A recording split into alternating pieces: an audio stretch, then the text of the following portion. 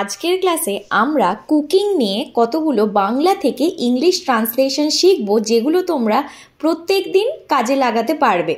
রান্নার শেষে একটু ঘি দিলে খাবারের ঘ্রাণ অনেক সুন্দর হয়। Adding a little ghee at the end enhances the aroma of the dish.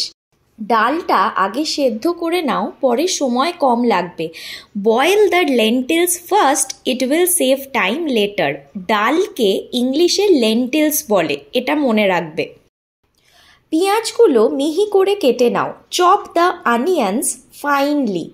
তরকারি ঢাকনা দিয়ে রান্না করলে পানি কম লাগে। Cooking curry with a lid uses less water.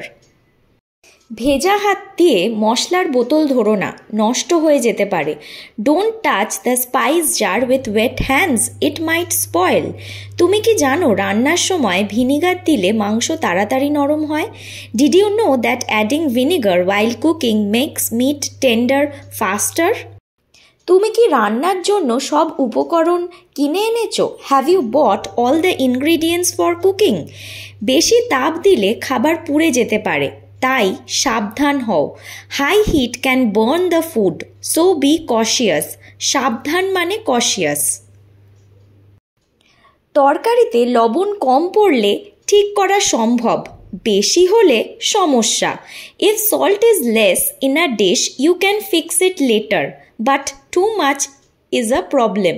রান্না করার আগে সবজিগুলো ভালো করে ধুয়ে নিলে ভালো হয়। It is better to wash the vegetables thoroughly before cooking.